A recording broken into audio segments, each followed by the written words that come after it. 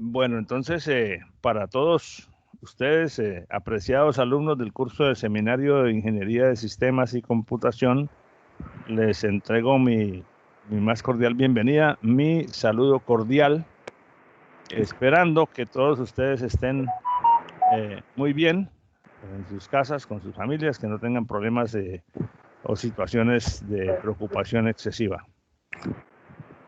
¿Alguien me quiere hablar?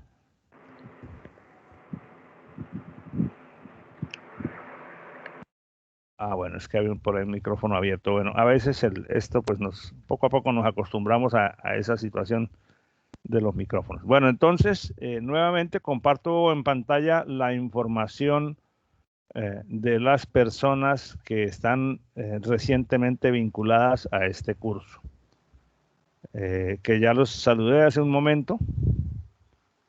Y lo hago simplemente con el propósito de precisar el tema de las actividades pendientes. Como todos ustedes están recientemente matriculados, pues es evidente que no han efectuado dos actividades que ya desarrollamos con los demás participantes del curso en las semanas anteriores. Pero eso no quiere decir en ningún momento que no las puedan hacer, solo que pues les voy a dar ahora las condiciones generales para que procedan ustedes a desarrollar esas actividades. Entonces vamos a hacer un repaso aquí rapidito de lo que se ha hecho.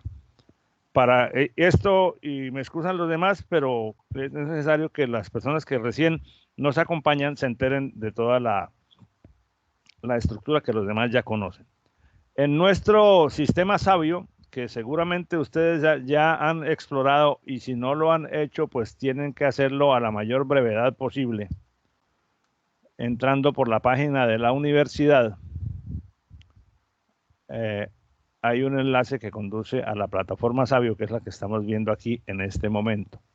Están viendo bien mi pantalla, ¿verdad?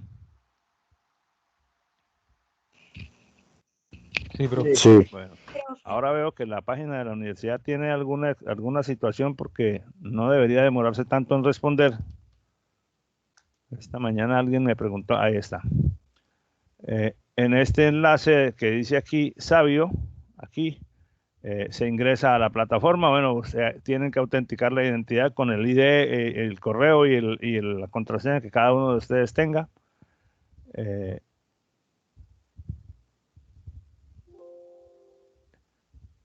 Y llegamos entonces a la página de Sabio. En la página de Sabio, como la de todos los cursos, está subdividida en secciones que son secciones semanales. En la parte inicial, donde dice documentos institucionales, tienen ustedes allí el documento de nuestro reglamento, el documento de nuestro plan de curso, de este curso de seminario, y el plan de estudios de ingeniería de sistemas y computación, que es, digamos, la malla curricular, la que les corresponde seguir a ustedes. Esa malla, apréndansela casi que de memoria. Bueno, a medida que la vayan manejando, se la van a ir aprendiendo, pero para que ustedes tengan claridad y certeza, información suficiente cuando tomen decisiones de matrícula. Más adelante en este curso, al final del curso, cuando ya lleguemos a terminar, dedicaremos una sesión a planificar la matrícula del siguiente semestre, que debería ser igual para todos, excepto si alguno de ustedes no cree que no va a aprobar algún curso, pero bueno, eso lo miramos después. Hay un enlace para un grupo de WhatsApp que tenemos en este curso. No sé si ya se unieron y si no se han unido, los invito a que lo hagan haciendo uso de ese enlace, porque a través del grupo de WhatsApp nos podemos comunicar más rápidamente. Está la bibliografía y para cada semana pues están lo de la semana, que normalmente es el video de la clase. El video lo pongo después de terminar la clase, porque el video es la grabación de la clase. Las diapositivas que yo haya utilizado para mi exposición cuando haya exposición mía. Y si hay alguna tarea, aparecerá en la sección de actividades de la semana la tarea junto con las fechas y los requisitos. Casi siempre, al hacer clic en la tarea, ahí adentro un archivo PDF que es el que contiene el enunciado de la tarea. Y bueno, después ustedes tienen una sección para entregar la tarea después de haberla resuelto el archivo lo suben a través de un enlace que dice donde está la entrega. Aquí pues obviamente como ya la fecha venció, a mí pues yo no tengo perfil no soy estudiante, pues no me aparece todo exactamente igual como les aparecerá a ustedes. Entonces hay dos tareas, hay dos cosas que se han hecho, que es la tarea de la semana 1 y la tarea de la semana 2. La tarea de la semana 2 la hicimos en equipos, pero eso fue en su momento. A ustedes les voy van a tener que hacer cada uno por su cuenta, o mejor dicho, viendo que ustedes, entre las personas que están nuevas, hay 3 personas que tienen nexos familiares. Yo les voy a indicar a cada uno en su correo, les voy a indicar las condiciones de elaboración de esas tareas pendientes. Entonces, al terminar la clase de hoy y antes de que se acabe el día de hoy, les enviaré a cada uno de ustedes a su correo las fechas máximas de entrega de esas actividades y cómo las deben hacer, para facilitar un poco porque como son 5 personas, podríamos hacer un grupo con los 5, pero si hay 3 en la misma casa, pues puede ser, bueno, déjame, yo lo reviso y yo les confirmo oficialmente por correo. Entonces, quiero ver si ahora que estamos viendo en pantalla la información que tenemos de ustedes, ¿dónde está eso?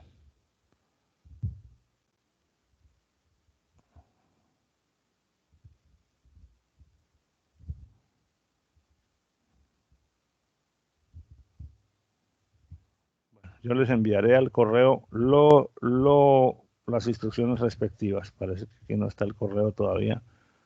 Ah, sí, aquí están.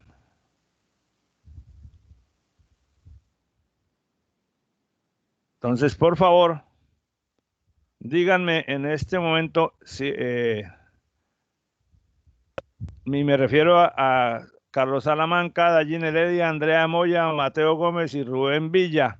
Si estos correos que aparecen aquí son sus correos activos, aunque cada uno de ustedes tiene también un correo de la universidad que ya le asignaron. Entonces, estos correos están bien.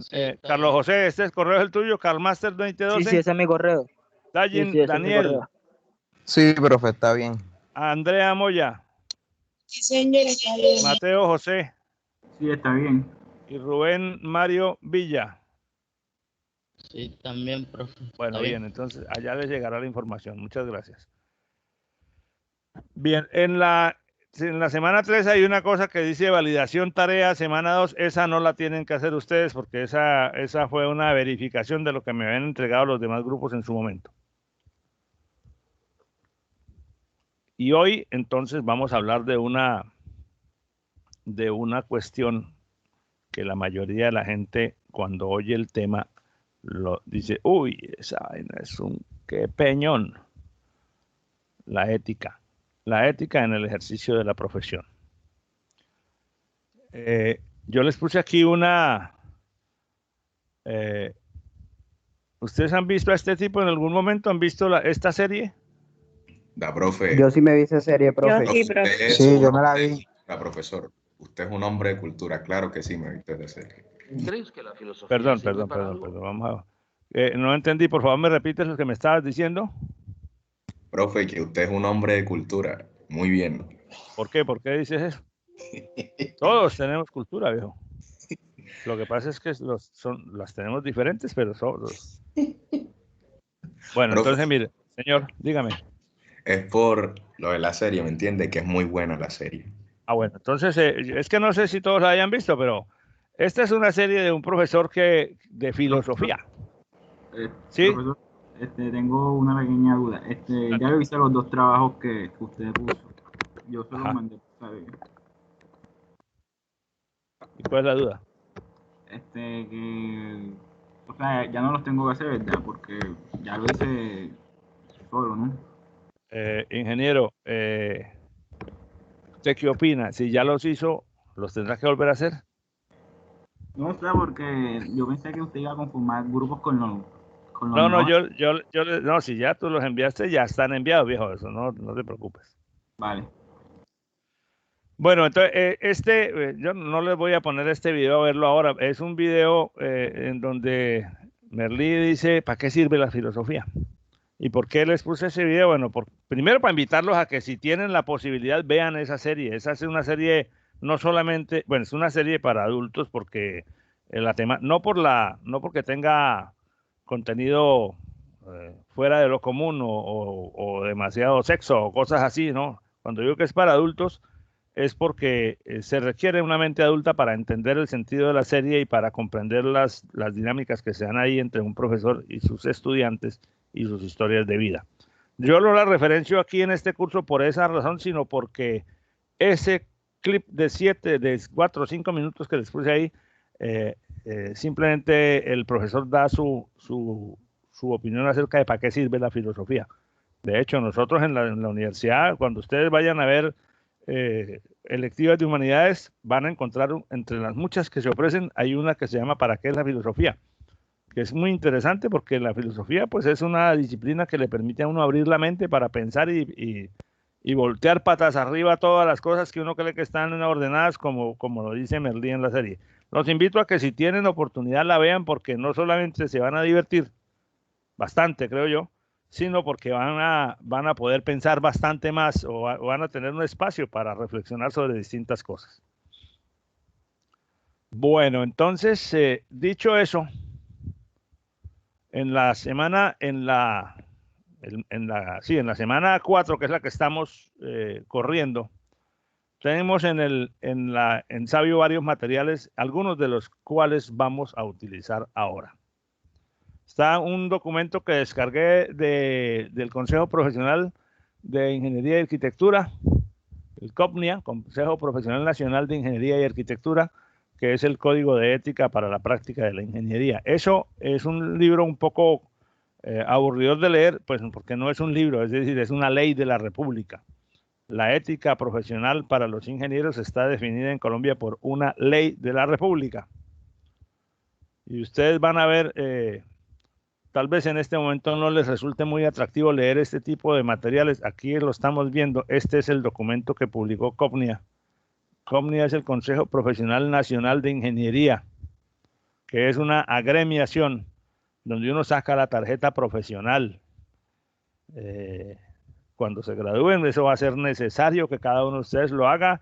Uno se tiene que afiliar a ese gremio, pues tiene que pagar allá unos derechos para que le entreguen un documento que es exigencia de ley y que le permite ejercer a usted la profesión de ingeniero y poder contratar, esencialmente contratar con entidades del nivel estatal, porque para la contratación privada, algunas empresas te exigen la matrícula profesional, otros clientes tal vez no te la exijan.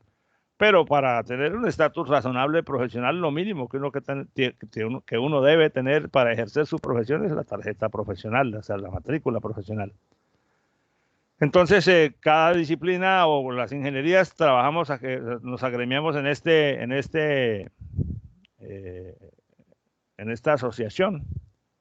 Y ellos publicaron el Código de Ética para el Ejercicio de la Ingeniería. Ni mucho menos que nos vamos a poner a leer eso, aunque no es muy largo, son solo 20 páginas, pero sí quería mostrarles que este código está contenido en una ley de la República, Ley 482 del 2003. Y tiene varias cosas. Los deberes, las obligaciones, las prohibiciones y lo que llaman las inhabilidades e incompatibilidades en el ejercicio de la profesión. Más adelante podremos darle un vistazo con más detenimiento a esto, pero ese material entonces está disponible en la semana número 4 de nuestra aula en Sabio.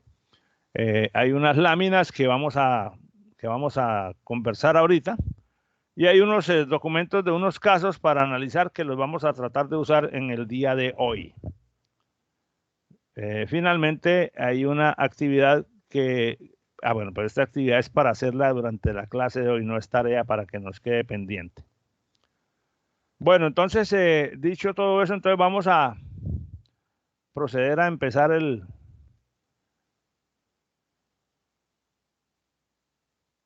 la clase de hoy. No sé si ustedes tengan alguna pregunta o algún comentario adicional. El 8 Pro. Profe, Sí. solo una cosa, es que yo llegué tarde debido a que no tenía luz. Entonces no sé si habrá cogido la lista de participantes o no sé. Carolina, buenos días y bienvenida. No te preocupes por eso. La lista de participantes me la da el mismo Teams. O sea, yo ya no paso lista llamando uno por uno porque se nos van 2 horas llamando a los 60 y pico que hay aquí. Pero te voy a mostrar y les voy a mostrar a todos. Acabo de descargar la lista de asistencia como está en este momento. Entonces, permítanme, les muestro cómo queda eso. Para que ustedes tengan una idea de cómo puede uno... Mire, este Excel que estoy abriendo aquí es la lista que acabo de descargar hace un momento. Entonces, este señor me dice que antes de que yo llegara, o que antes de la hora de inicio, según el reloj de Teams, estas personas se habían unido desde antes. Por ejemplo, Juan David entró a las 9:59, se desconectó a las 10:10, se volvió a conectar a las 10:13. Y así sucesivamente.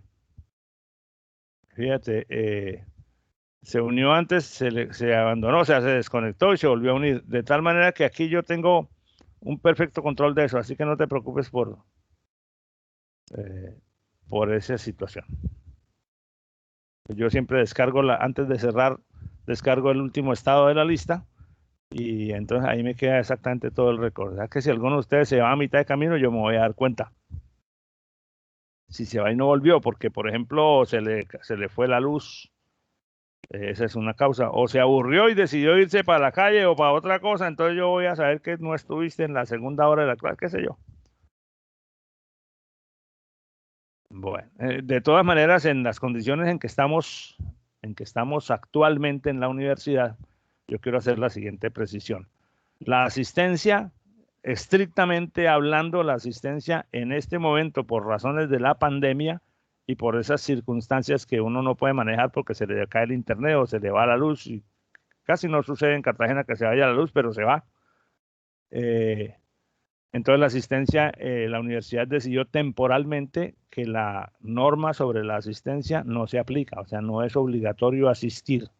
Pero deben ustedes tener en cuenta que nuestro reglamento, porque esta situación de pandemia seguramente que no va a ser eterna, llega un momento en que volveremos normales a trabajar otra vez o a una nueva forma de normalidad, pero presencial. La asistencia es obligatoria. En nuestro reglamento general, en el común y corriente de toda la vida, la asistencia es obligatoria y el que falte al 20% de las clases de una materia la pierde por inasistencia. Entonces, esto no es por terror, sino para que sepan que las normas existen. En este curso, pues no hay ese tipo digamos, de tensión. Pero en otros cursos, la inasistencia, no tanto porque sea peligroso perder el curso por fallas, sino porque dejar de ir a la clase se puede uno quedar muy desconectado de la temática. Y si, por ejemplo, tú dejas de ir a 3 o 4 clases de fundamentos de programación, cuando vuelves a una quinta clase después, puedes estar bien perdido. Entonces, pues es mejor no fallar.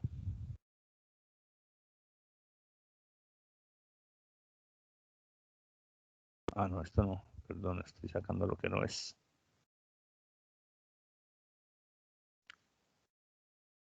Vamos a mi carpeta.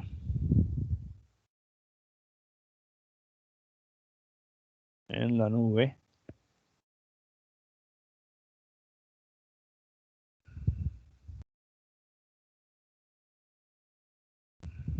Seminario, semana número 4.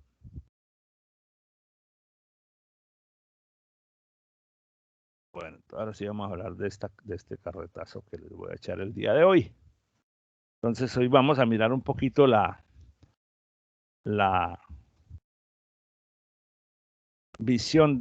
visión muy general de cómo debería ser un ingeniero desde la perspectiva ética. Hay una hay una imagen que la gente se forma de las personas. Bueno, siempre nos formamos imágenes de las personas, ¿verdad? Entonces, a veces nos formamos una imagen equivocada, un concepto equivocado de una persona porque la imagen que la persona proyecta nos induce a pensar cosas. Entonces, yo normalmente no tengo, no suelo manejar prejuicios sobre los individuos, no suelo formar conceptos previos apenas veo una persona por la forma como la vea, porque está muy claro que el empaque no define el contenido del producto. Pero a veces hay personas que ven a otro o ven a un individuo que porque tiene el pelo largo, entonces ya lo califican de tal o cual forma, porque en su concepto personal, el que está calificando al otro dice, no, es que los hombres no deben tener el pelo largo. Ah, porque es que eso no es un buen síntoma. Esos son prejuicios, son conceptos mentales culturales que provienen de la formación que uno ha recibido o de costumbres históricas que no tienen necesariamente una validez rigurosa en todos los casos, pero que los seres humanos los usamos. Antiguamente, cuando se presentaba una boda en una iglesia como nuestro país es mayoritariamente católico, creo yo, el rito de la religión católica es el que predomina en muchas partes. De hecho, pues en todos los pueblos, como mínimo, hay una iglesia católica. En esa época, hace décadas atrás, si se presentaba una boda y la novia no iba vestida de blanco, era juzgada por la concurrencia.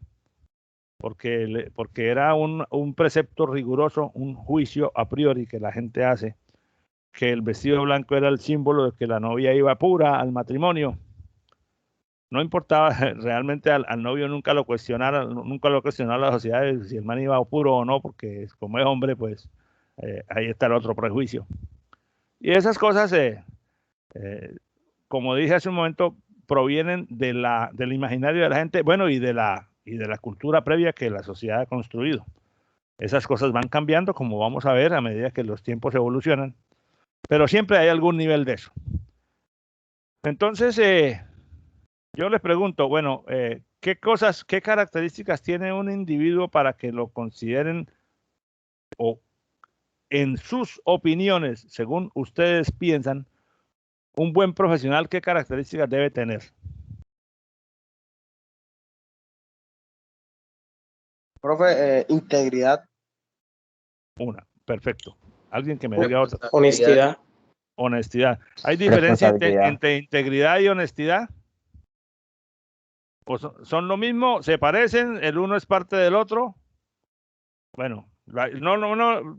Dejemos las preguntas ahí. Integridad, honestidad. ¿Quién más me ha hablado ahorita? Perdón. Responsabilidad. Responsabilidad. Disciplina. Compañerismo. Entendido como, Dayen. O sea, no trabajar solo, ayudar a los demás a entender que vivimos en comunidad, en sociedad, y que si yo alcanzo mis objetivos no es solo por mi fuerza, por mi capacidad, sino que hay otros que también me ayudaron a llegar a lo que soy hoy en día. Sí, escúchenme, ya les doy la palabra a los demás. Eso que acabas de decir no solo es una gran verdad, sino que a veces uno comete el pecado de creer que no necesita de eso y cuando va al ejercicio profesional se da cuenta, y en nuestra carrera es muy, muy protuberante eso, que si no trabaja en equipo no logra las cosas, porque los verdaderos logros en el campo de la ingeniería y muy especialmente en el campo de la ingeniería de sistemas solamente son posibles si se trabaja en equipo. Los grandes proyectos de software, los grandes desarrollos, hablando de las cosas significativas, no se construyen por parte de un individuo solo. El individuo solo tiene sus méritos y tiene sus logros, pero si uno quiere trascender ciertas fronteras, necesariamente tiene que hacerlo interactuando con otros. ¿Quién más me quería hablar? ¿Alguien más? Cuando empecé a hablar, ¿sí? La fraternidad. La fraternidad. Bueno, sí, todas esas cosas, además de las calidades intelectuales y además de saber lo que está haciendo, ¿no? Porque tú puedes ser muy íntegro, muy muy buen compañero, muy solidario, muy honesto, muy trabajador, muy echado para adelante, pero muy malo para programar, y entonces pues ni modo, no es también un buen profesional. O qué tal un médico que se equivoque en los diagnósticos, que es excelente, que atiende muy bien, que es muy dedicado, que es muy solidario, pero se equivoca en el diagnóstico, entonces tiene la calidad profesional comprometida en el sentido conceptual. Aquí no nos va a pasar eso, pues nuestro objetivo como universidad, con ustedes y con todos los estudiantes, es que colectivamente podamos nosotros entregarles, hacer, digamos, ni siquiera entregarles, mantenerles la carretera iluminada para que ustedes la puedan transitar y vayan recogiendo los conocimientos y vayan estructurando esas habilidades que no son el conocimiento específico, pero que hacen que en completo una persona sea un buen profesional, como dice aquí esta lámina. Pero hoy quiero hablar de todo eso que ustedes me han dicho, quiero centrarme en algunos conceptos particulares. El concepto de la ética, que ahora entonces vamos a ir precisando, porque una cosa, todo el mundo sabe, pero a la hora de definirlo tenemos de pronto definiciones distintas. El concepto de la moral y el concepto de la legalidad. Son varias cosas diferentes. ¿Ustedes cómo entienden el concepto de lo que es la moral? Denme sus opiniones, no importa cuáles sean, porque todas son válidas. Hacer las cosas correctamente. La moral es hacer las cosas correctamente. La moral sería hacer las cosas de acuerdo a lo que yo considere correcto. De acuerdo a lo que yo considere correcto. O sea que quiere decir que tú podrías hacer cosas que a ti te parecen bien, pero que a mí me parezcan inmorales. Profe, yo agregaría a concepto de compañero, cosas que la sociedad, o mejor dicho, ya hicimos un acuerdo de las que son buenas. O sea, en el sentido de que la moral sería, por así decirlo, las cosas que ya de un acuerdo se llegó a que pues son cosas que están bien, por así decirlo. ¿Podrías darme un ejemplo? O sea, por ejemplo, actualmente se considera inmoral que, por así decirlo, que un hombre le pegue a una mujer, pongámosle, pero tal vez en otra sociedad o en otra cultura eso no se considera algo inmoral, por así decirlo. Ok, entiendo. Me gustaría interrumpir en ese momento. Dale. Lo que estás diciendo suena más a ética que a moral. Bueno, ética. ¿Sí? Moral, por ejemplo, sería, digamos, hablemos de algo como la manipulación. Es algo que normalmente es visto como malo y algo así. Pero digamos que una persona quiere alcanzar un bien común y siente que está haciendo lo correcto, manipulando a otro para llegar a ese objetivo. A ojos de otros puede verse inmoral, pero para esa persona lo que él hizo fue correcto. Entonces la moral, o sea, por lo que me está diciendo, la moral sería algo así como dependiendo de cada uno, o sea, no es algo así como un nivel social. Es algo que está dentro de ti. La ética es lo que es basado en la sociedad. Bueno, sí, tiene sentido lo que está diciendo, la verdad. Claro, es que las dos, o sea, eso que ustedes acaban de plantear me parece un planteamiento muy interesante para lo que vamos a discutir. Porque es exactamente así. Primero, hay una dificultad relativamente alta en separar los dos conceptos. Pero sí se pueden separar. Lo que pasa es que se parecen mucho porque tienen que ver más o menos con las mismas cosas, pero como Emanuel lo estaba planteando, muy posiblemente desde dimensiones o desde ángulos diferentes. Veamos un poquito, yo no soy filósofo, no soy experto en el tema, pero veamos un poco. El término moral, palabra moral, etimológicamente proviene de una palabra griega mos, que alude al significado de costumbre. Se podría decir, ahora estas definiciones tampoco son la última y admitiríamos toda una discusión aquí que no nos vamos a gastar mucho tiempo en eso, pues por razones obvias. Se refiere a las costumbres y hábitos de una comunidad que permiten distinguir lo que es bueno y lo que es malo, lo que es aceptable y lo que no es aceptable para ese grupo, para esa comunidad, para ese individuo, para esa familia, porque ahí hay diferencias, ¿cierto? Por lo tanto, como lo decían ustedes ahora, la moral es más subjetiva, es decir, está más asociada a la forma de ver la vida del individuo o del colectivo en particular. La ética, la palabra ética deviene de otra palabra griega que se llama ethos, que también significa costumbre, o sea, se refieren más o menos a lo mismo, pero la ética es una abstracción un poco más amplia, es la parte de la filosofía que estudia la moral y que estudia los actos de los individuos y justifica racionalmente por qué son aceptables o inaceptables a nivel universal, en general. Por lo tanto, la ética tiende a ser más objetiva, tiende a ser más universal, mientras que la moral es más particular de los individuos. Creo que seguimos todavía en ese momento en el que uno puede no distinguir muy bien una cosa de la otra, pero la ética entonces define el conjunto de normas y principios que se entienden como válidos para la sociedad y que cada individuo, cada grupo social o cada núcleo familiar o cada empresa tiene adentro de sí una valoración de esos principios que están definidos como universales y los entiende desde su propia perspectiva. El otro tema, ya en lo que tiene que ver con el ejercicio profesional, es el de la legalidad, que tiene que ver con estar ajustado a la ley, pero que no necesariamente significa que está ajustado a la ética o a la moral del individuo. Por eso vemos cosas en el país y en el mundo que son totalmente legales, o sea, que no violan ninguna ley, pero que uno ve que esa vaina no se debe hacer porque esa vaina es antiético. ¿De acuerdo? Uno ve, no, pero es que no hay nada ilegal. Sí, puede ser que no lo haya, pero no es ético hacer eso. No está bien con los demás, aunque la ley lo permita. Y ahí es donde entra el tema del código de la ética para el ejercicio de la profesión.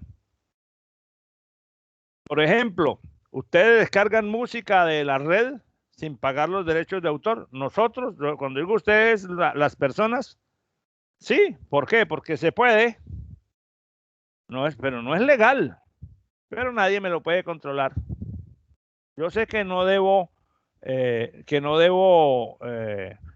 copiar software, o sea, piratear software, porque no tengo plata para la licencia. Entonces, como no tengo plata para la licencia, me consigo el software, lo descargo en algún torrent, en alguna parte, le aplico un crack y ya lo tengo craqueado en mi computador. ¿Es ético hacer eso? Pues uno dice, no. Pues es que no tengo ninguna otra alternativa, que no lo puedo comprar. Dice, pues si no tiene la plata, no lo compre. Pero es que eso es muy caro. Ese es otro ángulo, ¿cierto? Pero hacer una cosa como ese ejemplo que les puse, simplemente por el hecho de que todavía no hay un procedimiento legal que te lo impida, no es ético. Es posible hacerlo, pero sabemos que no es legal. Pero no nos importa porque como la ley dice que eso es ilegal, pero no tiene forma de aplicarme una sanción aún, entonces yo lo hago. Ahora uno hemos visto cómo poco a poco a veces ciertos tipos de contenido, por ejemplo, cuando uno va a subir uno no puede coger una película cualquiera y subirla a YouTube para que todo el mundo la vea, porque YouTube le aplica los derechos de autor y como encuentren contenido protegido, pues no lo publican. Pero esa es una situación en la que deberíamos reflexionar. ¿Es ético, por ejemplo, que un ingeniero cobre cuando hace un trabajo, cobre lo más que la ley le permita, aunque haya hecho el trabajo con costos muy bajos? Es decir, sin sacrificar su utilidad razonable, podría cobrar menos. ¿Es ético que cobre lo más que puede, aunque pudiera cobrar menos? Pues ahí hay un dilema entre lo ético y lo legal, porque uno dice que es que la ley me dice que yo puedo cobrar hasta 100, pues cobro 100, pero tú no te gastaste sino 5, viejo, ¿por qué no cobras 80 y haces un beneficio a tu cliente? Y no, pues porque yo puedo cobrar hasta 100, el problema de él si me los paga o no los paga. Entonces, ahí no se está cometiendo ninguna ilegalidad, sino se está cuestionando la actitud del que cobró lo más que podía, cuando podía haber puesto un precio más cómodo sin sacrificar sus utilidades razonables. Entonces, la pregunta ¿es ético tener utilidades excesivas en un trabajo por el solo hecho de que la ley lo permita? Depende de quién esté haciendo el análisis, las respuestas son distintas. ¿Es ético, por ejemplo, que despedir primero a los empleados de menores ingresos cuando una empresa empieza a tener problemas de plata?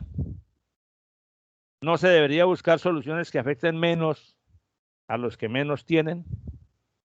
Pues uno dice, sí, se debería, pero los que toman la decisión son los que tienen más. Entonces, por ejemplo, ¿es correcto que el gobierno siempre resuelva los problemas del país aumentando, los problemas económicos me refiero, aumentando los impuestos en lugar de controlar la corrupción? Porque si, como dicen los analistas, en el país se pierden al año 80 billones de pesos, o sea, 80 millones de pesos en corrupción, ¿no sería lo más correcto que el gobierno controlara esa pérdida en lugar de, para cubrir los faltantes, extraerle más, aplicarle más impuestos a la sociedad? Entonces, todos sabemos las respuestas, pero el asunto es cómo ponerlas en práctica. ¿Es ético que los altos directivos de una empresa viajen en primera clase cuando tienen que viajar, pero al mismo tiempo apliquen incrementos salariales pequeños o no aumenten los sueldos sino lo mínimo posible para proteger los recursos económicos de la empresa? Pero es que ¿cómo va a viajar en clase económica si él es el gerente y que tiene eso de particular? Entonces ahí es donde se dan esos dilemas, esas situaciones que hay que analizar. Entonces, básicamente la ética es un conjunto de principios y normas morales. O sea, la ética evalúa. Sí, dígame. Para ver si puede pasar la diapositiva anterior para tomar una captura de pantalla. Gracias, profe. Pero ¿por qué tienes que tomar captura de pantalla si las diapositivas están en Sabio? Tú las puedes bajar. Ok. Bueno, me hace más fácil. Bueno, gracias. Claro. Estos archivos están montados en Sabio, tú los puedes bajar de allá. ¿Ok? Entonces la ética, sí, dígame. No, gracias. Ok. Entonces la ética estudia la moral y define los principios y normas que regulan los actos morales de las actividades humanas. O sea, la ética establece el deber ser del comportamiento. Se debería ser así. A todas las personas en los distintos niveles en que estamos viviendo, se nos exigen comportamientos éticos, a veces más, a veces menos. No sé en el caso particular de ustedes, pero por ejemplo yo nací y crecí en un hogar muy, muy riguroso, muy centrado en los principios y en los valores, pero con mucha libertad. En cambio yo tenía amigos en los que la libertad que les daban eran muy poquitica, porque prácticamente, bueno, desde la óptica de uno como joven, en la edad que tienen ustedes, en aquella época, ya de pronto yo pienso ahora distinto, yo tenía amigos a los que no se podían mover de ciertos límites porque enseguida les caía la ley de su casa. Las normas éticas no son estáticas, no son rígidas. Alguno de ustedes mencionó un ejemplo hace un rato.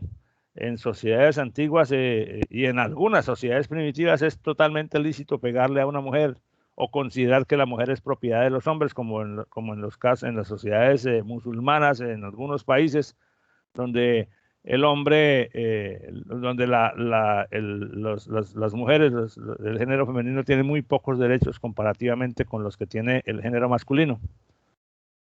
Pero con el tiempo van cambiando. Por ejemplo, miren, los griegos y en las civilizaciones antiguas en Grecia, el niño que nacía deforme lo mataban, lo sacrificaban. Hay sociedades que practican la poligamia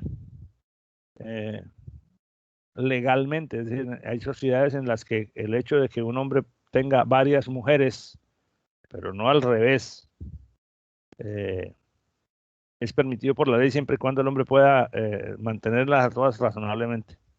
Pero si una mujer tiene más de un marido, la consideran adúltera y en algunos casos, en algunas sociedades la lapidan, o sea, la matan a piedra, que es una cosa totalmente aberrante como desde el punto de vista moral y ético de nuestra sociedad, y que en algún momento eso tendrá que cambiar a medida que las sociedades evolucionan. Para ser un buen profesional, el ejercicio profesional, el comportarse, el actuar profesionalmente no implica solo conocer las cosas de la profesión, no implica ser muy bueno en los conocimientos, sino las normas mínimas de comportamiento. Entonces, en las profesiones como la nuestra, la ingeniería, la medicina, todas tienen un código de ética. En ingeniería es como dije al principio, por ley en Colombia, la ingeniería, toda la ingeniería tiene un mismo código de ética porque digamos, las especialidades de la ingeniería no impactan mucho, o sea, no causan que un ingeniero tenga que actuar de formas muy diferentes si es eléctrico o si es mecánico o si es de sistemas. En general nos vemos inmersos en las mismas situaciones, solo que trabajamos con conocimiento y con problemas específicos de áreas diferentes, pero interactuamos con empresas como clientes. Nuestro propósito siempre es el bienestar de la sociedad, o sea, lo que hacemos siempre tiene que ir en bienestar de la sociedad, sea software, o sea un puente, o sea una instalación eléctrica, o sea lo que sea que se haga el ingeniero. Entonces, esa ética o esas normas estudian las relaciones del ingeniero primero, con la sociedad en general, porque uno no puede actuar como miembro ajeno a la sociedad. Uno se debe a la sociedad en la cual vive y a la cual le sirve.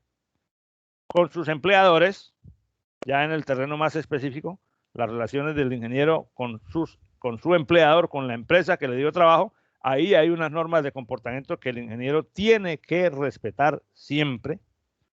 Con sus clientes, cuando el ingeniero es el que presta servicios a clientes, él tiene que tener unos comportamientos y unas normas éticas invariables que no las puede sacrificar con sus clientes, o no le puede hacer trampa a sus clientes, por ejemplo.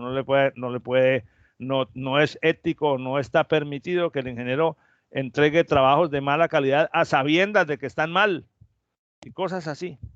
Y con sus colegas. Entonces son cuatro actores del ejercicio profesional, rodean al individuo, la sociedad, mi empleador, mis clientes y mis colegas, con los que en los que la ética profesional define las relaciones específicas entre el ingeniero y cada uno de esos cuatro actores. ¿De acuerdo?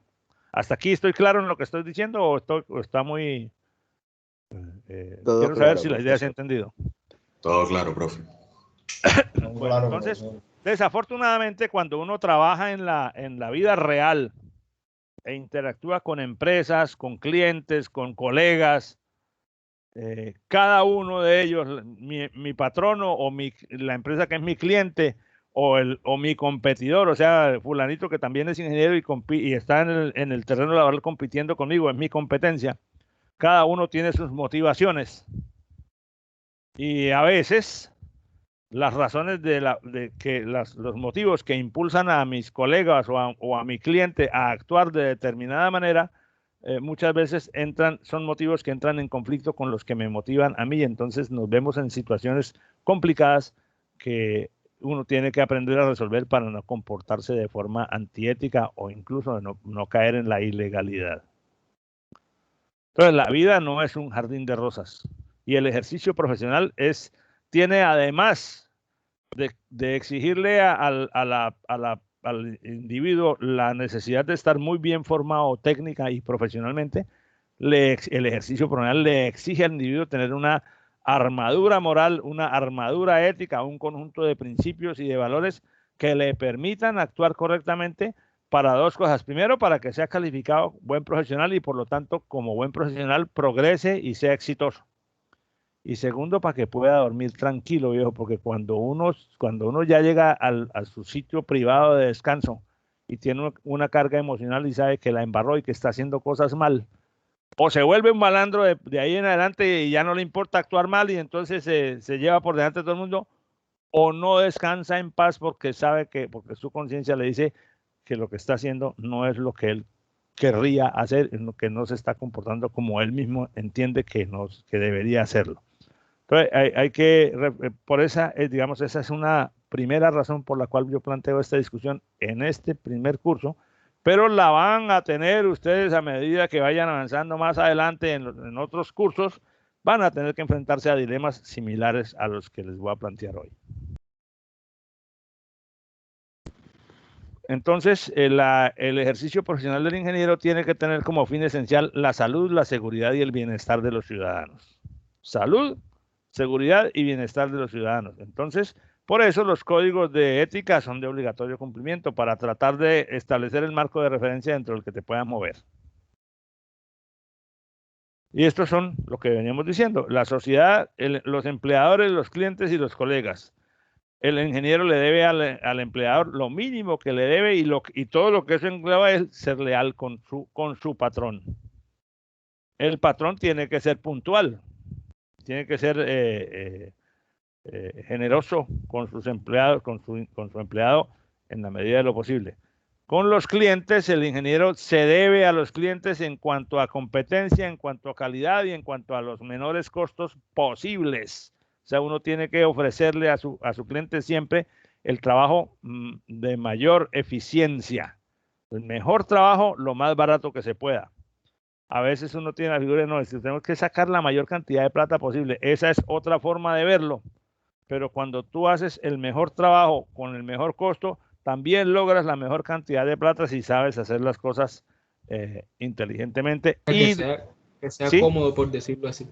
O sea, que sea eficiente, o sea, simplemente que tu cliente se dé cuenta cuando tú le expones tus condiciones que tú no te lo estás clavando, que tú le estás, que eso cuesta una plata, pero que esa plata realmente la cuesta el proceso porque realmente lo que tú le estás entregando le va a satisfacer su problema, no simplemente porque tú estás ahí sacando una plática para ti y no te importa si se satisfacen las necesidades del cliente.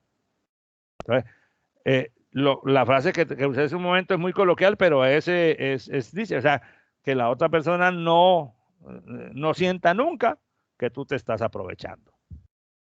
Uno sí se aprovecha de la situación, pero en el buen sentido, es decir, uno le saca provecho a todas las situaciones, pero entregándole al otro un resultado que también le resulte muy provechoso, el que más provechoso le pueda resultar a él. Y con los colegas, el mutuo respeto. Hay cosas que en la relación con los colegas hay cosas que uno tiene que tener con mucho cuidado. Hay colegas de todos los colores, de todas las estaturas, de todas las profundidades, de todas las calidades, pero hay que manejar eso como, pues, después veremos las normas como es correcto. Entonces hay un código de ética que es el que yo les mostré que está en Sabio y que sería bueno que ustedes vieran en detalle lo que son los deberes, los derechos, los comportamientos, las inhabilidades. No vamos a gastar tiempo aquí leyendo eso, sino que vamos más bien a reflexionar. Con la sociedad, las normas, las relaciones del ingeniero con la sociedad, las normas serían estas. Primero, utilizar únicamente prácticas de ingeniería debidamente comprobadas y que no afecten a la seguridad, la salud y el bienestar de la sociedad. O sea, cuando tú haces un trabajo, no hazlo siempre con base en los conocimientos técnicos debidamente conocidos. Segundo, cuando tú veas que o la seguridad, o la salud o el bienestar de la sociedad se comprometen, hay que decir, mire, eso no se debe hacer por esta y esta razón. Hay que ser totalmente objetivo y honesto en todos los informes que tú entregues, sin falsear la información, sin ocultar cifras, sin disfrazar cifras, sin acomodar cifras, sin acomodar datos. Total objetividad y honestidad. Cuando emitas opiniones sobre algún tema, solamente debes emitir opiniones si tú conoces del tema y si has estudiado la situación suficientemente. Pero cuando un ingeniero emite una opinión subjetiva sin haber estudiado la información del caso, dice, no, es que eso está como mal hecho, está cometiendo un pecado de ética gravísimo, porque está especulando y no tenemos espacio para hacer eso. Entonces, no emita opiniones o juicios públicos que, primero, que no estén basados en que conozcas muy bien los hechos, en que sabes del tema y en que has estudiado la situación. Y tampoco emitas opiniones que puedan beneficiar o perjudicar a otro si hay un conflicto de interés. O sea, tú no tienes derecho a opinar sobre un tema si con tu opinión se va a beneficiar tu hermano, por ejemplo. Tienes que declararte impedido. El código de ética establece las inhabilidades y las incompatibilidades. Nunca puedes permitir el uso de tu nombre para que lo relacionen con empresas u otros colegas de dudosa reputación. Si hay duda razonable acerca de la honestidad de alguien, no permitas que tu nombre sea asociado con él. No con prejuicios, sino si se sabe de cierta forma razonable que esa empresa o que esa firma tiene problemas de alguna naturaleza, no te mezcles con lo deshonesto. Y en caso de que veas alguna violación sobre las normas de la práctica de la ingeniería, debes avisar a las autoridades. Esos, digamos, son los principios éticos que un ingeniero debería tener siempre en cuenta para manejar sus relaciones en general con la sociedad. Con los empleadores y con los clientes. Solamente aceptas trabajos para los que sabes que estás totalmente calificado. Si hay un trabajo sobre un tema o alguna especificidad que no es tu área de especialidad, no lo debes aceptar porque vas a cometer el error de entregar un trabajo de mala calidad. No firmas nada que no corresponda a una área de especialización tuya o que lo hayas supervisado directamente. No, fírmame tú aquí esto, pero yo no participé en eso, no importa, pero es que necesitamos que lo firme un ingeniero, fírmalo tú. Y firmas sin saber exactamente qué fue lo que se hizo, eso es un acto antiético. No se revela información que tú hayas conocido de una empresa cuando trabajaste con ella, aunque ya no estés trabajando allá. Si tú trabajaste, por ejemplo, en la Coca-Cola y por tu trabajo de ingeniería de sistemas sabes de ciertas cosas de cómo manejan allá las bases de datos y de metodologías que son particulares de esa empresa, que son parte de lo que se denomina de su secreto profesional. No tienes derecho, si ya no trabajas allá, no tienes derecho a usarlas o a divulgarlas con otro cliente sin pedir permiso, porque esa información que tú conociste no es tuya, es de esa empresa y por lo tanto no tienes derecho a usarla sin la debida autorización. No se aceptan, mucho menos se piden regalos, pagos, dádivas de un cliente o de un contratista, de un empleador para trabajar. O sea, las relaciones profesionales están siempre mediadas por un contrato, por unas cláusulas, por unos pagos, por unos honorarios que los tienes que calcular muy bien y ese es un tema que se aprenderá cuando vean gestión de proyectos para que tu proyecto sea rentable, para que no pierdas dinero. Pero, por ejemplo, hay una tendencia frecuente cuando tú estás trabajando en una empresa, como suponte que tú eres el director de sistemas de una organización grande. Como director de sistemas, tu empresa está, por ejemplo, en la situación de comprar 200 computadores. Entonces ocurre que tú sacas una licitación, haces unos pliegos, yo necesito comprar, o sea, para eso existe una documentación que se prepara y uno le entrega a las empresas que venden computadores, a sus proveedores. Si estás en el sector del gobierno, hay un registro de proveedores que el gobierno lleva, entonces solamente pueden participar para hacerte ofertas las empresas que estén inscritas allá. Pero si estás en una empresa privada, es posible que la empresa diga, bueno, invite a todas las empresas de computadores que vendan computadores en el país, entonces uno invita a IBM, al uno, al otro, a los proveedores que tiene, a los que tenga registrados. Necesito comprar 200 computadores con estas características, entonces hágame su oferta. Uno espera que cada uno de esos proveedores le entregue una oferta dentro de los términos y condiciones que uno les ha dado. Entonces lo primero que uno hace es preparar esos términos y condiciones. Cantidades, características mínimas, cómo espero que sean los equipos, qué tipo de garantía, una cantidad de cosas que no lo vamos a decir ahora. Pero... Y resulta que esas empresas te entregan a ti ofertas, o sea, cotizaciones antes de una fecha límite. Luego tú coges las cotizaciones, las calificas, el sistema de calificación debe ser conocido por ellos en el momento en que les entregas los términos y condiciones para que sepan a qué atenerse. Y la que saque el mejor puntaje, bueno, tú calificas eso y algún organismo dentro de la empresa toma la decisión de a quién se le va a comprar según hayan salido los resultados. Pero puede suceder que en el proceso de recolección de las ofertas, porque puede, digamos, suponte que eso se demora 2 meses mientras las empresas proveedoras te entregan las cotizaciones. Entonces te llama fulanito de tal de la empresa XYZ de Bogotá. Mira, recibimos la invitación a participar. Muchas gracias. Estamos muy interesados en el negocio. Nosotros tenemos computadores excelentes. Quisiera reunirme contigo. No, sí, claro, con mucho gusto. Entonces, pero quiero invitarte a cenar. Entonces ya la vaina empieza a torcerse, porque si el tipo te invita a cenar como parte de un proceso en el que él está interesado en que tú le compres, o en que tú aceptes su oferta, o en que tú intervengas de alguna manera para que su oferta quede bien posicionada, ya la cosa funciona mal. Puede suceder también que el tipo diga, óyeme, porque es una persona que te conoce, o te reúnes con él y dice, nosotros tenemos unos programas de acompañamiento a nuestros clientes, podría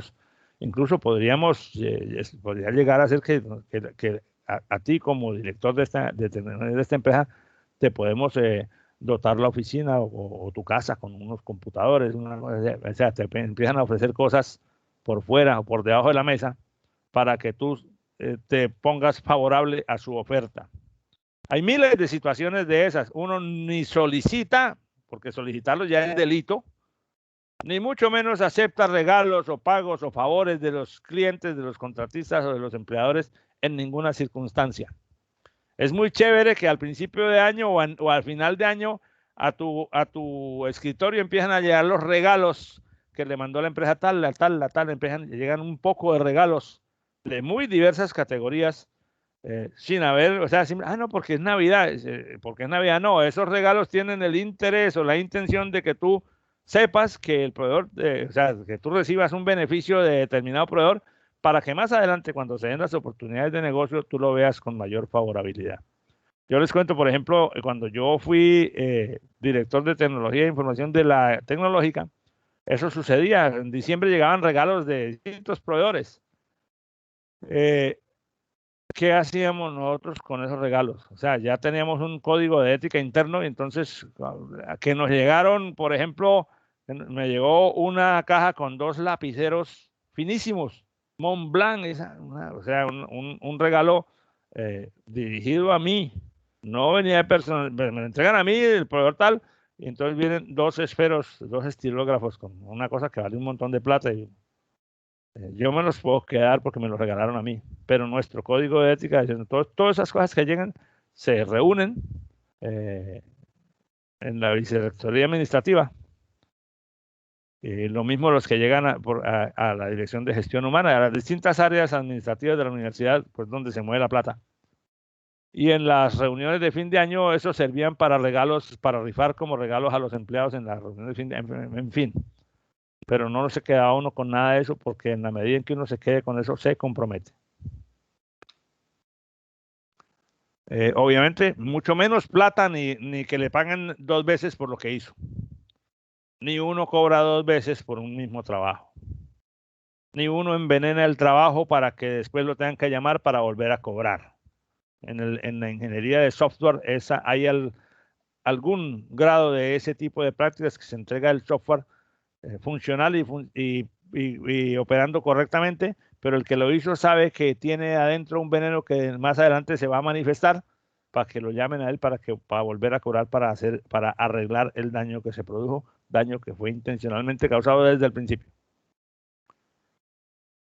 Uno no acepta negocios con empresas donde estén sus familiares, sus allegados. Hay unos niveles de consanguinidad y de afinidad hasta el 4º grado al tercero de consanguinidad, segundo, tercero de consanguinidad y 4º de afinidad, una cosa así. O sea que si la empresa que te va a contratar, ahí está tu mujer, tu hermano, tu cuñado, tu primo, tu tío, tu suegro, no es muy ético aceptar ese contrato. Hace un tiempo había una discusión sobre una empresa que contrata con el distrito de Bogotá. Lo leí en la prensa hace algún tiempo. La empresa es de unos señores X y Y, pero resulta que esos señores son tíos de una senadora de la República. ¿Y eso qué tiene que ver? Si le están contratando es con la alcaldía de Bogotá. Ah, pero es que resulta que esa senadora es la pareja de la alcaldesa de Bogotá. Entonces, ¿es correcto que los tíos de ella contraten con el distrito? ¿Es legal? Sí, es totalmente legal. No se viola ninguna incompatibilidad. Y si no es legal, pues no, entonces hay que investigar al que concedió el contrato. Pero si es legal, ¿es correcto? Bueno, ahí entonces empiezan las discusiones. Ahí empieza el asunto de la ética. Obviamente uno no toma decisiones o no participa en la toma de decisiones cuando puede salir favorecido uno mismo o perjudicado o un familiar o un allegado. Entonces ya vimos con la sociedad, con los empleadores y con los clientes. Y con los colegas, uno no exagera sus propios méritos para disminuir o para deteriorar la imagen de los demás colegas. Si usted tiene más méritos profesionales que sus colegas, ellos se van a ver solos. Pero si usted necesita usted mismo realzarse ante los demás, es porque seguramente sus méritos no son tan significativamente mayores que los demás, de pronto son hasta menos. Obviamente uno no solicita, no puede participar en ninguna instancia y mucho menos con colegas sobornar o dejarse sobornar. No es que yo te puedo dar a ti ese pedazo del contrato, pero si tú me das tanta plata, el CBY, lo que tiene en el agujero negro de la corrupción a este país. No se hace, dice la ética, dice nuestro código de ética. No se efectúan contribuciones políticas para asegurar la consecución de contratos, el cáncer de este país. Las empresas de ingeniería, en general las empresas, apoyan las campañas de los políticos con plata. Los profesionales, los ingenieros, los abogados, los arquitectos, apoyan a los políticos con plata, no porque consideren que el político sea muy bueno, que puede ser una razón, sino por la oscura razón subterránea y malsana de aspirar a que posteriormente les sean asignados los contratos en retribución a esos aportes. Uno no hace eso. Claro, si no lo hace, o sea, el que lo hace seguramente tiene la posibilidad de llenarse de plata, pero es plata mala vida. Hay que tener muy claro su posición, la posición de cada uno de ustedes en el mundo, para saber hasta cuándo, hasta dónde están dispuestos a actuar de una manera antiética como esa. No se actúa en ninguna manera que pueda afectar de manera injustificada la credibilidad de un colega o que pueda impedirles el acceso al trabajo, el acceso a un contrato, etc. Uno no hace nada que injustamente perjudique la imagen de un colega. Alguna vez estaba yo en una conferencia sobre mercadeo y el conferencista decía que algunas empresas usan una práctica muy antiética, una máxima, un principio antiético. Dice que a la competencia no se le debe desear el mal, sino que se le debe causar. Pues sí, claro, esa es una manera de deshacerse de la competencia, haciéndole daño, pero no solamente es indigno y es infame, sino que además es delito. En el caso del ejercicio profesional del ingeniero, uno no puede decir ni actuar en ninguna forma que de manera injusta afecte la credibilidad de un colega. De manera injusta, porque si el colega cometió un acto incorrecto o se equivocó o dañó algo y a mí me corresponde dar el concepto, pues yo tengo que ser honesto con la sociedad, honesto con el que me pidió el concepto y tengo que decir las cosas como son, independientemente de si la imagen de mi colega se ve comprometida. Pero es que en ese caso no se trata de afectarlo injustamente, sino simplemente como consecuencia de algo que él hizo inadecuadamente. Bueno, entonces, en resumen, esas son, digamos, los principios generales de nuestro código de ética de la profesión.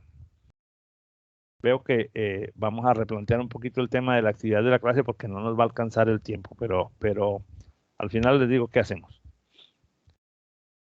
Internacionalmente hablando, bueno, ya vimos que en Colombia hay un Consejo Profesional Nacional de Ingeniería y Arquitectura, COPNIA, que es la agremiación en la que los ingenieros estamos agrupados y que publicó el Código de Ética para la práctica de la ingeniería en Colombia. Hay otras agremiaciones que después vamos a tener que estudiar nosotros, como la Asociación Colombiana de Ingenieros de Sistemas, ASIS, que es una agremiación voluntaria en donde uno se puede afiliar y por esa afiliación tiene acceso a contenidos y a conferencias y a cosas del ejercicio de la profesión, que es muy interesante además. Cuesta una plata cada año porque hay que pagar una afiliación anual, pero cuando seamos ingenieros, pues uno tiene que estar con sus agremiados, tiene que estar digamos, en el nivel social en el que puede interactuar con su competencia. A nivel internacional hay otras organizaciones de mucha mayor estatura, pero para lo mismo, como la ACM, la estudiaremos un poco más adelante aquí, que define la profesión a nivel mundial. La IEEE, que es el Institute of Electrical and Electronics Engineers, pero que no solamente eso es para eléctricos y electrónicos, sino que allí también aparecen profesiones afines a la nuestra, la ingeniería de computación, las ciencias de la computación, la ingeniería de sistemas, la ingeniería de software también se cobijan bajo las normas de la IEEE, porque esa es una entidad que saca normas técnicas. Algo así como lo que hace el ICONTEC en Colombia, pero para la práctica de la ingeniería. Ellos publicaron un código de ética resumido en varios puntos que coinciden con los que hemos dicho hasta ahora que devienen o que hacen parte del Código de Ética Profesional colombiano. Primero, que el ingeniero tiene que asumir con responsabilidad todas las decisiones de ingeniería que tome. Nuevamente vuelve a aparecer lo mismo: la salud, la seguridad y el bienestar de la sociedad. Esa es una máxima mundial. No haces nada como ingeniero que pueda atentar contra la seguridad o contra la salud o contra el bienestar de la sociedad. Así te paguen bien. Bueno, el buen ingeniero, la buena persona decide si lo hace o no lo hace por plata. Porque por plata, como dice el dicho antiguo, por la plata baila el perro, pero tú verás si decides hacer plata de esa forma o decides mejor comportarte como es el deber ser.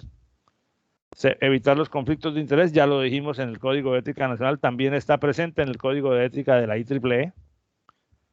Pero no solamente evitarlo, sino avisar. No voy a participar, o no me pregunten, o me declaro impedido para dar opinión por esta y esta razón. Honestidad y realismo, siempre emitir sus opiniones o sus decisiones basados solo en la información disponible. No dejarse sobornar. Ayudar a los demás a comprender la tecnología, la forma correcta de aplicarla y las consecuencias que eso tiene. Muchas veces el ingeniero dice: no, es que yo sé bastante de redes, entonces ese conocimiento me lo guardo yo y yo no lo divulgo para que me tengan que preguntar a mí, porque si yo les cuento a los demás, entonces ya dejo de ser el dueño del conocimiento y por lo tanto pierdo valor. Eso no es un enfoque correcto, pero hay gente que se comporta así.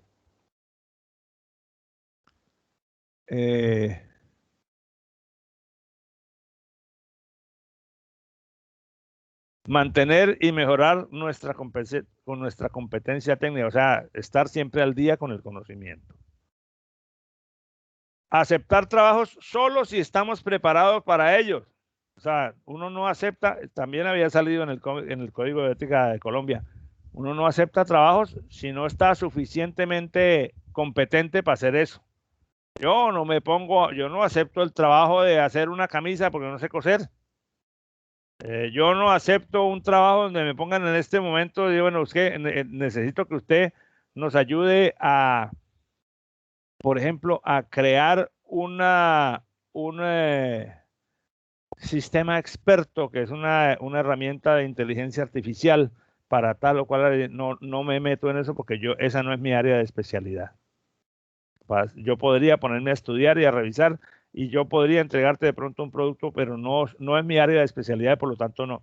Que necesitamos montar un sistema de información para esta empresa, déme las condiciones y yo le lidero ese trabajo, yo participo, que eso lo he hecho por 20 o más años, lo sé hacer y conozco todos los detalles del proceso y sé que lo puedo hacer eficientemente.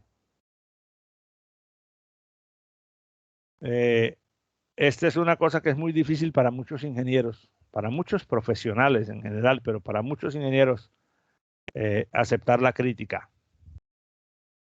Pero más que aceptarla, el código de ética dice que el buen ingeniero no solamente la ofrece, sino que la busca, solicita que lo critiquen. Crítica constructiva, obviamente, crítica positiva. Y además es capaz de ofrecerle la misma clase de crítica a sus colegas o a sus pares sobre los distintos aspectos de su trabajo de una manera constructiva, es decir, de una manera que sirva para que la persona y el trabajo mejoren, no para destruir la imagen del otro.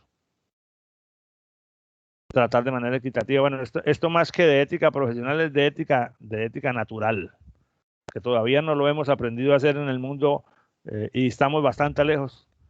Dejar de aplicar distinciones de raza, de religión, de capacidad, de sexo, de dejar de un lado la xenofobia, dejar de un lado la discriminación de género, de enfoques, de preferencias, que son taras o son defectos que tenemos como sociedad.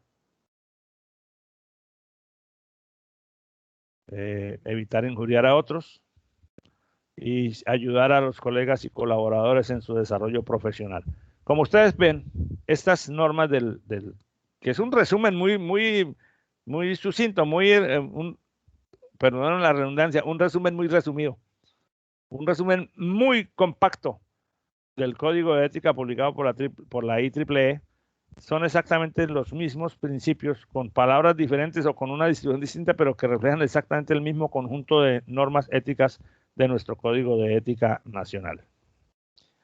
Eso hay que meterlo en el ADN de nosotros como ingenieros. O sea, si uno como ingeniero no está dispuesto a actuar de esa manera, debería reflexionar muy bien qué es lo que quiere hacer, porque seguramente que la ingeniería no es el campo donde mejor se puede desempeñar. Pero es algo que uno tiene que ir pensando y que tiene que ir construyendo a medida que madura y que avanza en el tiempo. Entonces, cuando uno se enfrenta a una situación ética, pues uno tiene que analizarla y tiene que ver cómo la resuelve, a un dilema. Entonces, estos 7 pasos es para que hagamos un ejercicio ahora. Creo que no vamos a alcanzar sino a hacer el ejercicio nosotros, y entonces los que pensaba hacer en la clase se los voy a poner en sabio para que ustedes los hagan de aquí a la otra clase. Bueno, esos son casitos muy pequeños. El ejemplo que vamos a ver es el caso más grande de los que tenemos listos. Entonces, ¿cómo lo vamos a tratar? Vamos a leer el caso, a leer el planteamiento de la situación, recopilando toda la información necesaria para comprenderla. Luego vamos a identificar con la mayor precisión posible cuál es el dilema o los dilemas éticos que se presentan, o sea, cuál es el rollo, el problema que se nos está presentando desde el punto de vista ético. A partir de ahí vamos a determinar cuáles, o sea, sabiendo cuáles, sabemos cuáles son los principios éticos que se podrían estar comprometiendo, o sea, cuáles son los principios del código de ética que podríamos estar violando si hago tal o cual cosa. Y dependiendo de eso, entonces sabemos cuáles son las posibles soluciones que puedo plantear, las cuales las puedo evaluar y escoger la mejor de ellas. Digamos, estos son 7 pasos. Estas diapositivas están en Sabio y por eso ustedes las pueden mirar posteriormente.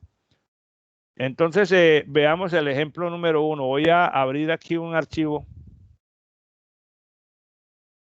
que lo vamos a tomar como referencia ahora.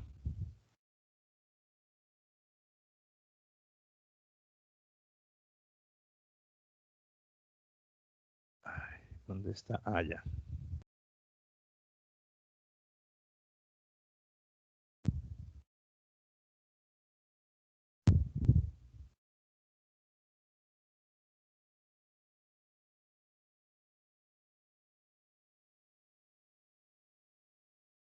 Seminario, semana 4, caso ejemplo. Ok, vamos a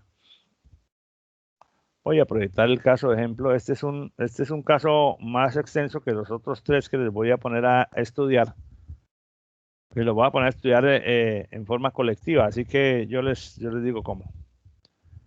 Dice así, permítanme, lo vamos a ir leyendo y a medida que vayamos leyendo ustedes me van diciendo si hay alguna pregunta o si lo vamos manejando.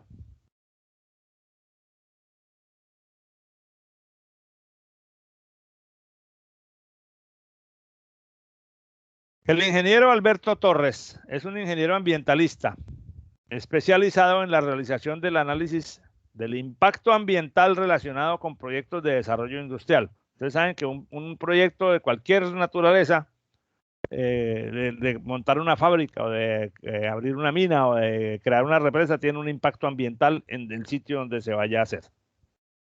Muchos municipios y empresas lo contratan a él cuando se requiere, por ley, que antes de otorgar un permiso de desarrollo industrial se presente prueba técnica y objetiva de que los indicadores ambientales no se van a sobrepasar, es decir, que el impacto ambiental no va a ser perjudicial para el pueblo. En la actualidad, el ingeniero Torres ha sido contratado por la empresa Cervezas Mundiales, que piensa montar una fábrica de cerveza para toda la región andina. Es un proyecto enorme que aportará muchos puestos de trabajo para toda la región. Si bien el municipio está muy interesado en que la fábrica se monte en sus terrenos, también está preocupado por el posible impacto ambiental que su construcción pueda generar. Le ha pasado al municipio, a la compañía cervecera, un memorando con los puntos específicos que debe explorar el análisis de impacto ambiental, así como las soluciones que ayudarían a mitigar los efectos nocivos si se llegaran a presentar. El ingeniero Torres es un veterano que ha trabajado en innumerables proyectos de este tipo y se siente competente para tratar profesionalmente el típico impacto ambiental que se genera en esos casos, que pueden ser tratamiento de las aguas residuales, los malos olores, el ruido, el impacto en el paisaje, etc. Su especialización y sus conocimientos de ingeniería le dan la suficiente confianza para estar seguro de que podrá escribir un informe que responde a las necesidades de las partes, que son el municipio y la empresa cervecera. Sin embargo, hay un aspecto que le preocupa. Él ha observado que la red carreteable, las carreteras del pueblo, no es de las mejores características. Es una red vieja, es escasa, o sea, hay pocas vías, y no cree que pueda, con el incremento notable de tráfico que se va a generar cuando la planta esté en construcción y funcionando. O sea, las carreteras, las pocas carreteras que hay ahí, cuando empiecen a meter los camiones y todo lo de la fabricación de la construcción de la fábrica y luego la operación, esas carreteras seguramente no van a aguantar. Habrá un alto tráfico de camiones trayendo materias primas, así como muchos vehículos de los trabajadores de la empresa.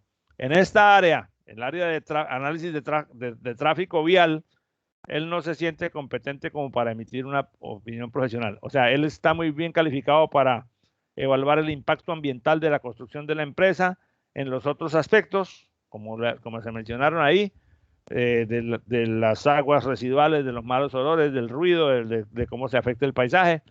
Pero él lo que está evaluando sobre las carreteras, pues yo creo que esa vaina no va a servir. Las carreteras se van a afectar muchísimo, pero no tengo suficiente conocimiento para sustentarlo técnicamente.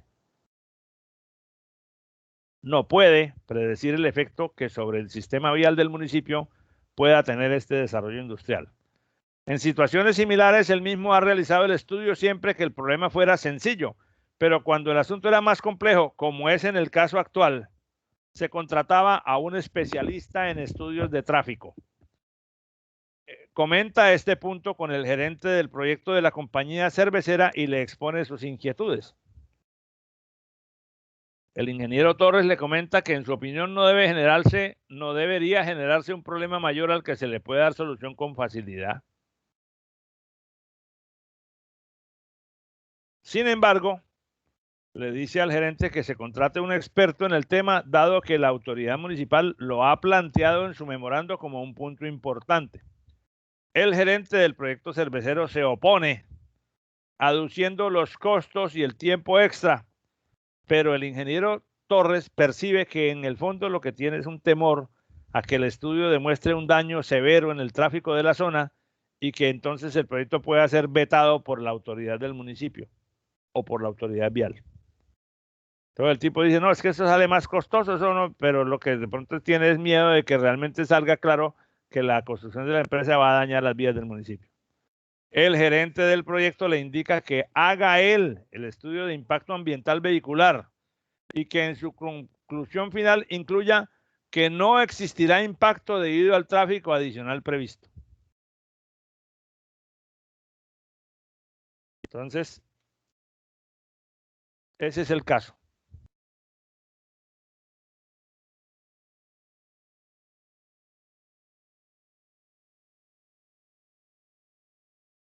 Tenemos el planteamiento detallado de la situación a estudiar. Ya tenemos toda la información. Entonces, segundo punto. ¿Cuál es el dilema ético que se presenta? Bueno, entonces los escucho. ¿Cuál es el dilema ético que tiene el ingeniero Torres en esta situación, en opinión de ustedes? Pues, ¿puedo hablar? Sí, claro, sí, señor. Bueno, el dilema ético sería que el ingeniero Torres no se ve capacitado para hacer el informe sobre el daño que podría generarse sobre las vías, ¿cierto? Entonces se le comenta esto al gerente del proyecto y él se niega, diciendo que va a estar más caro. Entonces este gerente le ordena que lo haga él, a sabiendas de que el ingeniero Torres sabía que no era un susodicho en el tema,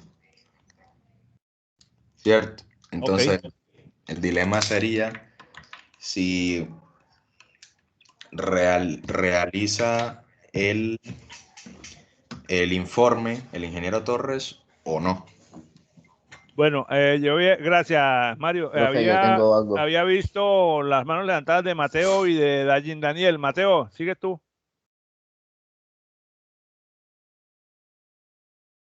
Después de Mateo, Dayin Daniel y después Richard Andrés. Mateo no habló, entonces Dayin Daniel. ¿Me escucha, profe? Sí, señor.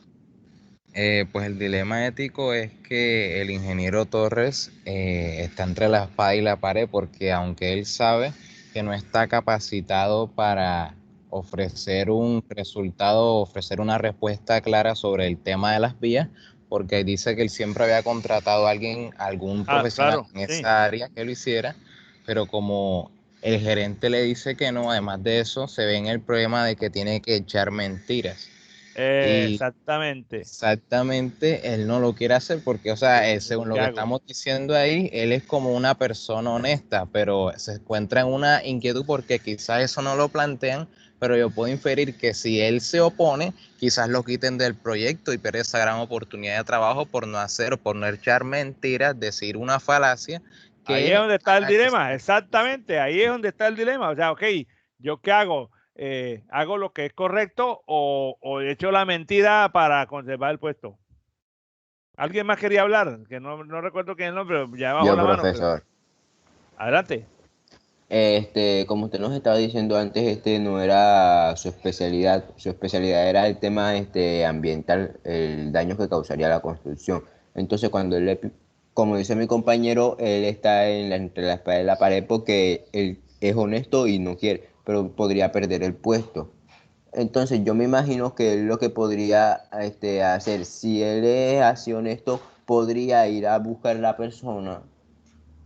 ¿Por qué no? Y si ese no sería su trabajo, porque si él trabaja de forma honesta, no tiene por qué trabajar de una manera en la que no se sienta cómodo. Sí, de acuerdo.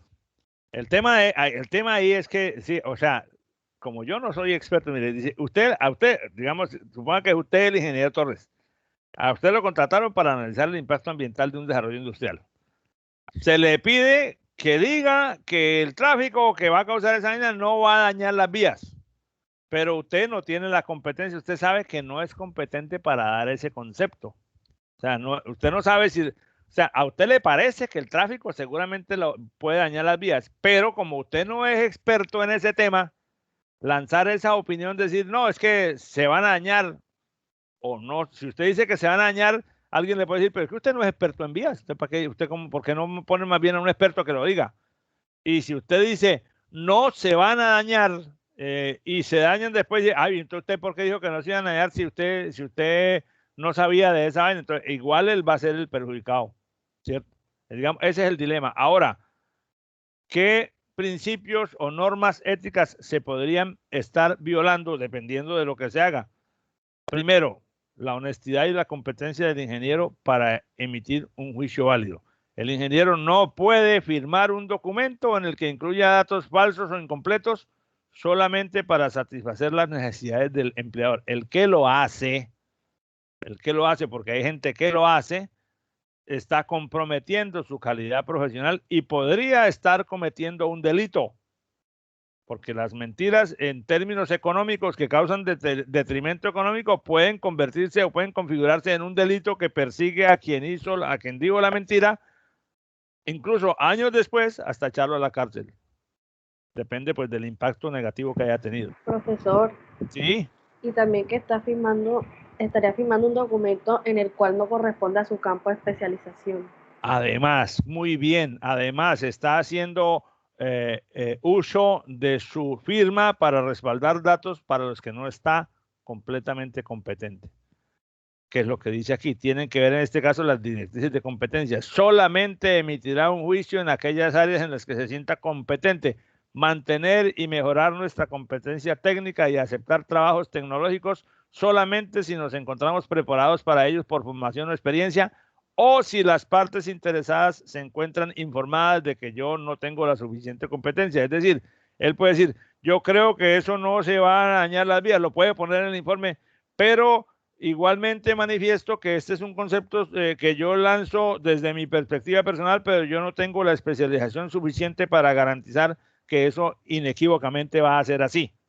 Ahí ya es distinto porque él dice, bueno, yo creo que no se van a ganar, pero ese es mi concepto y realmente deberían preguntarle a una persona que sepa más que yo. Pero su gerente, su jefe dice, no me pongas ahí así, diga que no y punto.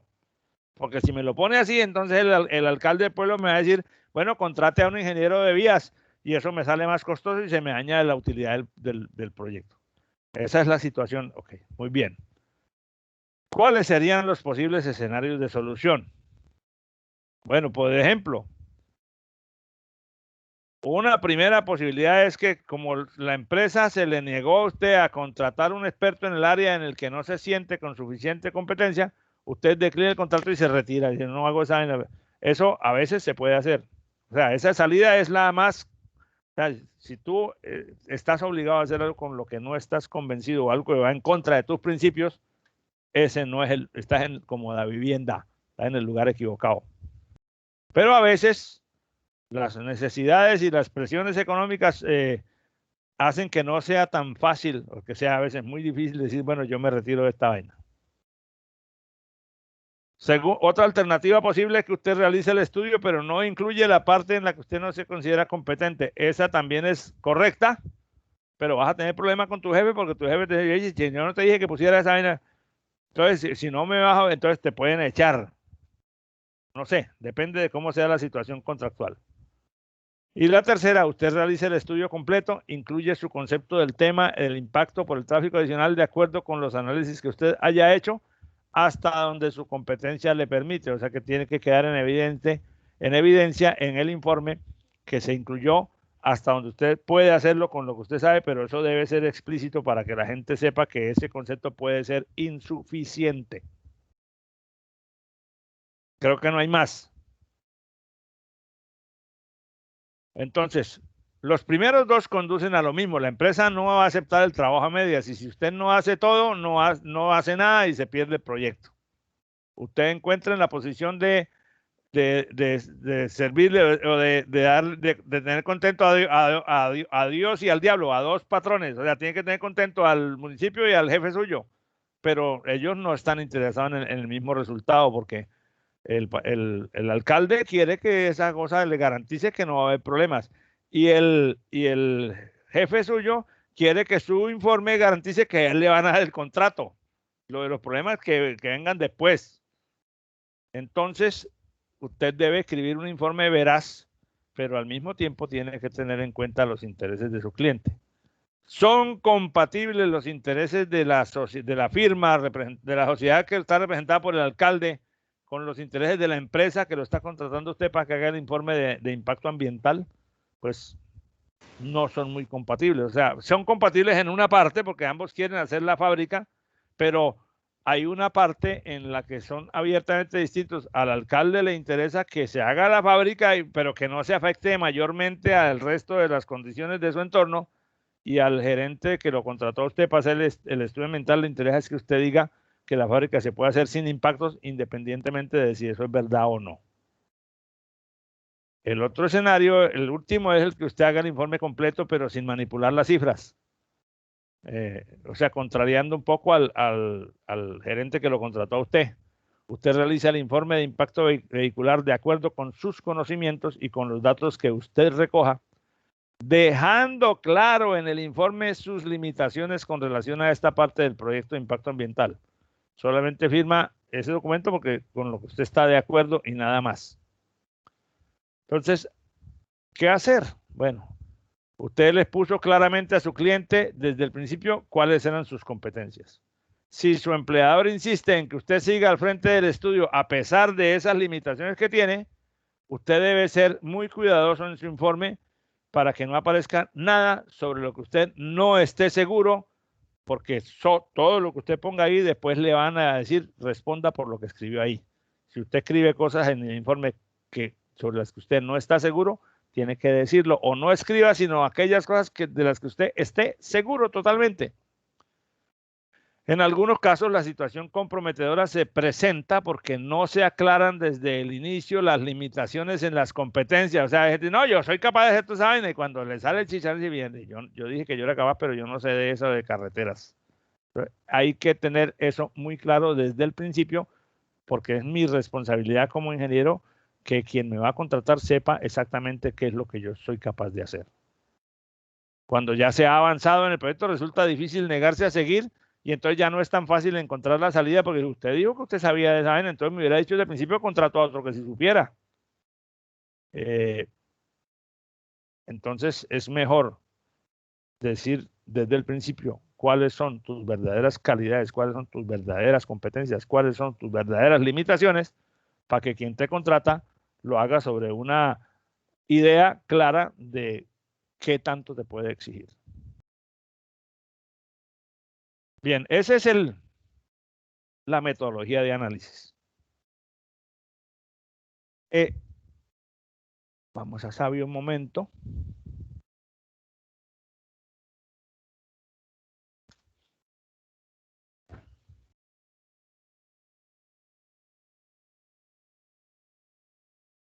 ¿Dónde está el curso de seminario? Tengo demasiados cursos aquí porque, bueno.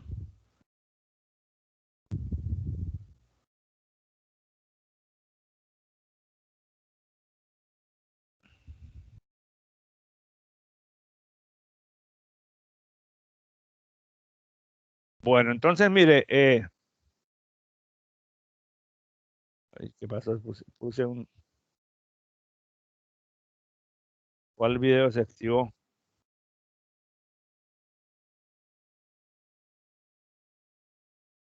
¿Ustedes están oyendo el audio de unos videos? No. No. No.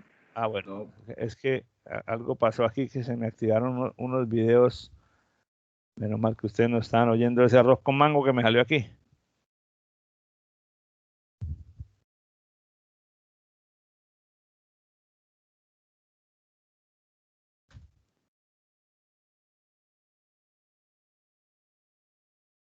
Algo estaba sucediendo con las plataformas hoy porque a veces se quedan sin responder.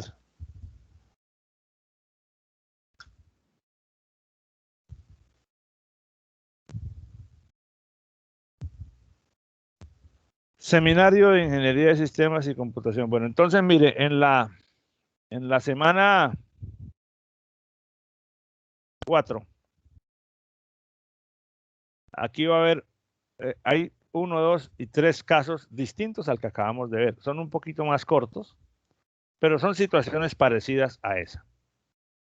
En este momento ustedes no están viendo, repito, no están viendo el enlace para subir la actividad de la semana porque lo tengo inhabilitado. ¿Por qué? Porque se suponía que esto nos iba a alcanzar el tiempo para hacerlo en la clase de hoy, pero no, pues no alcanzó. Entonces, terminando la clase, voy a reformar el enlace de la actividad para que, divididos en equipos convenientemente organizados por mí, cada equipo analice uno de estos 3 casos. Uno solo. Yo le voy a decir a cada equipo qué caso le corresponde. Publico ahí la lista de los equipos como hicimos la vez anterior. ¿Cuál es la responsabilidad de cada uno de los equipos? Aplicar la metodología de los 7 pasos. El planteamiento detallado de la situación se lo estoy entregando yo. Entonces tienen que identificar el dilema ético, definir cuáles principios o normas éticas se podrían estar violando, determinar cuáles son los posibles escenarios de solución, evaluarlos y escoger el mejor de ellos. Eso entonces va a ser para que ustedes lo hagan en el transcurso de la semana y en la sesión de hoy en 8 vamos a hacer una puesta en común. Entonces, como son 3 casos, va a haber varios grupos que analizaron el mismo caso, porque creo que vamos a tener unos 12 grupos de entre 5 y 6 personas. Entonces, en la clase de hoy en 8, vamos a tomar de cada grupo, de cada caso, varios representantes del grupo y vamos a abrir un debate, vamos a presentar el caso, vamos a abrir el debate y a llegar a las conclusiones para con eso, digamos, dar por terminado o por completado el análisis del código de ética desde la perspectiva que lo podemos hacer en este curso. Bueno, eso sería una pregunta, entonces. disculpe. Sí, señor, dígame. Es que a mí se me acaba de ir el internet hace poco y Ajá. pues no pude escuchar muy bien lo que usted decía. ¿Desde cuándo? Desde la No actividad va a ser que de las 10:05. desde los casos, profe. Bueno, entonces los 3 casos que están publicados en Sabio, repito, para ti, para quienes no lo hayan captado, va a aparecer en la tarde de hoy una actividad para esta semana en la cual los voy a distribuir en equipos de trabajo para que cada equipo de trabajo analice uno de los 3 casos. O sea que varios equipos de trabajo estarán trabajando sobre el mismo caso por separado. Y entregan un documento como el que analizamos ahorita con los 7 pasos, que son los 7 pasos que están en esta diapositiva. El planteamiento es el caso que les estoy entregando. Ustedes tienen que identificar el dilema, determinar los principios que se podrían violar, cuáles son los posibles escenarios de solución, evaluarlos y seleccionar el mejor de ellos para decir, bueno, lo que se debería hacer es esto, punto. O sea que es un trabajo relativamente corto, pero requiere que se reúnan por lo menos 1 hora para analizar el caso y dejar eso definido. Cada equipo sube un solo informe y en las clases de hoy en 8 hacemos la puesta en común. Dime, Denalyn. Y no pueden ser los mismos grupos de la vez pasada, tienen que ser diferentes. Lo que pasa es que ahora, en la vez pasada había 55 personas y ahora hay 60 y pico, pues podrían ser los mismos. Yo reviso si los podemos hacer los mismos. Pues sí, para mí resultaría incluso más fácil hacerlo. Sí, puede ser. Si no hay mucho inconveniente, el problema es que tengo que incorporar entonces a las personas que recién llegaron, pero yo me encargo de ese trabajo y yo publico la lista de los cursos también en la página de Sabio antes de que se acabe el día de hoy. Y cuando esté publicado les envío un aviso para que sepan que ya está disponible la información. ¿Ok? Listo, profesor, gracias. Bueno, jovencitos, entonces terminamos por el día de hoy. Les reitero que ha sido un momento agradable para mí. Siempre conversar con ustedes es muy agradable. Son 2 horas de ladrillo que espero que no les hayan golpeado tan duro. Bienvenidos nuevamente los que llegaron hace poco. Y bueno, les deseo que tengan un feliz fin de semana, porque la próxima semana ya vienen los primeros exámenes parciales creo que para todos o para la gran mayoría. Bueno, hay algunos que apenas empezaron cursos algunas materias esta semana, entonces creo que para esos cursos que apenas empezaron, el parcial va a ser, o sea, van a tener el calendario un poquito desfasado con respecto a los demás. Eso no lo han informado todavía, pero creo que va a ser así. Bueno, muchas gracias y cuídense mucho. Chao, profe. Muchas gracias, profe. Gracias, profe. Que tengan buen día, profe. Estudien porque el que estudia, el que trabaja no come paja, así que estudien. Hasta luego. Chao, profesor. Chao, profe, gracias. Chao, profesor.